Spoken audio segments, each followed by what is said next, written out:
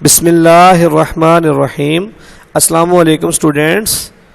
How are you? Welcome to all of you in the Nexus Education System.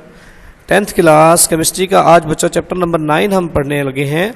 इस chapter में हम chemical equilibrium के बारे में पढ़ेंगे। Students learning outcomes, students will be able to define chemical equilibrium in terms of a reversible reaction, understanding the reaction and its types. If you are not subscribed our channel, kindly subscribe our channel, the Nexus Education System, and press the bell icon. तो बच्चों सबसे पहले हम इस chapter का introduction discuss कर लेते हैं कि इसके इंट्रोडक्शन में कौन कौन सी चीज़ें हमने पढ़नी है। तो बच्चों सबसे पहला जो पॉइंट है हमारे पास वो है रिएक्शन।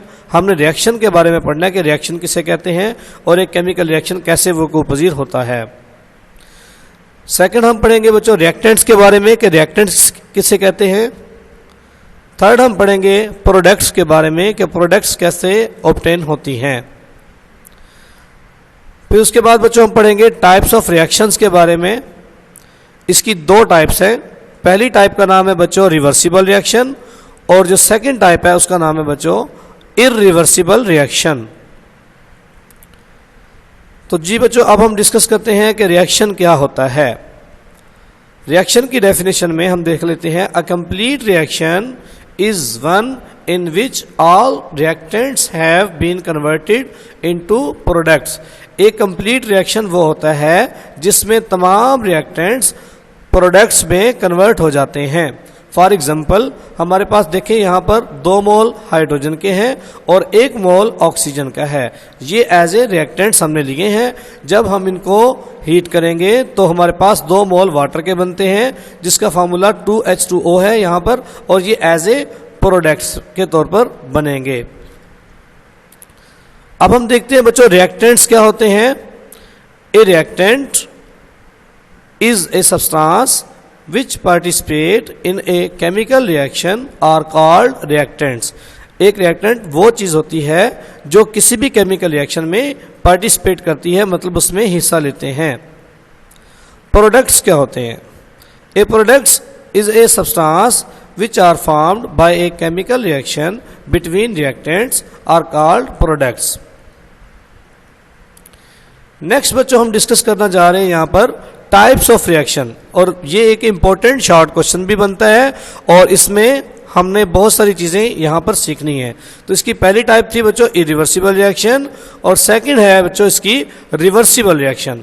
फर्स्ट ऑफ ऑल हम इरिवर्सिबल रिएक्शन के बारे में डिस्कस करते हैं कि इरिवर्सिबल रिएक्शन क्या होता है। तो सबसे पहले हम इसकी डेफिनेशन पढ़ लेते हैं। The reactions in which the products do not recombine to form reactants are called irreversible reaction. ऐसी रिएक्शन जिसमें प्रोडक्ट दोबारा मिलकर रिएक्टेंट्स नहीं बना सकते वो इरिवर्सिबल रिएक्शन कहलाते हैं। इसके कुछ कैरेक्टरिस्टिक्स हैं बच्चों, इसकी कुछ प्रॉपर्टीज हैं। जैसा कि पहली इसकी प्रॉपर्टी है they are suppose to complete. ये एक मुकम्मल रिएक्शन होता है जिसमें मुकम्मल तौर पर रिएक्टेंट्स प्रोडक्ट में तब्दील हो जाती हैं। सेकेंड इसकी प्रॉपर्टी है they are represented by putting a single arrow. जैसा कि आपको तस्वीर में दिखाया जा रहा है, इसको इस तरह के रिएक्शंस को हम एक सिंगल एरो से रिप्रेजेंट करते हैं। इसकी जो थर्ड प्रॉपर्टी है बच्चों वो है these reaction proceed only in one direction, क्योंकि ये सिंगल साइडेड रिएक्शन होते हैं और जस्ट इसमें रिएक्टेंट्स प्रोडक्ट बनाने के लिए काम आते हैं और रिएक्शन कंप्लीट हो जाता है। इसी वजह से इस तरह के reaction just only one direction में ही प्रोसीड होते हैं।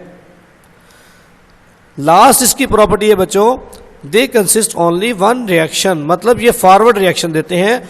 जब हमारे पास रिएक्टेंट्स होंगे और वो कन्वर्ट हो जाएंगे किसकी जानिब, प्रोडक्ट की जानिब, और प्रोडक्ट बनाना शुरू कर देंगे तो जस्ट ये रिएक्शन फॉरवर्ड टाइप चलेगा।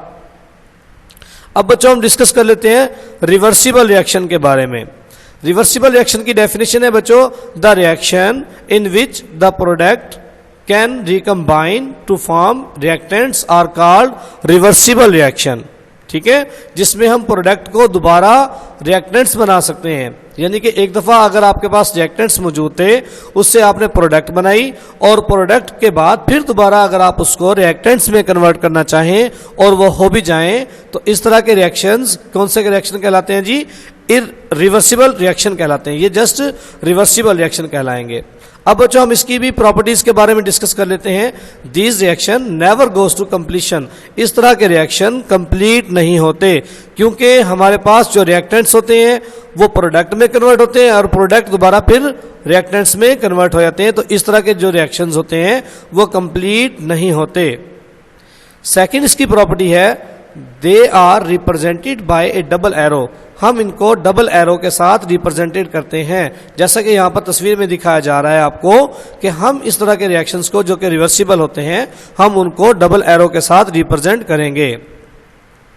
थर्ड इसकी प्रॉपर्टी है बच्चों these reaction proceed in both way, यानी ये लेफ्ट टू राइट और राइट टू लेफ्ट दोनों जानिब चल सकते हैं।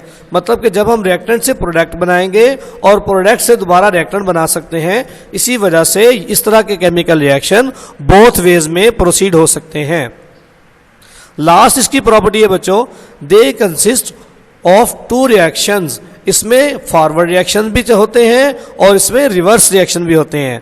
अगर हम देखें कि रिएक्टेंट्स कन्वर्ट हो रहे हैं प्रोडक्ट की जानिब तो वो फॉरवर्ड होगा, और अगर प्रोडक्ट दोबारा रिएक्टेंट्स बना रहे हैं तो वो रिएक्शन हमारे पास रिवर्स होगा। इसके बारे में इन डिटेल हम नेक्स्ट लेक्चर में भी डिस्कस करेंगे। अपना ख्याल रखिएगा। खुदा हाफिज।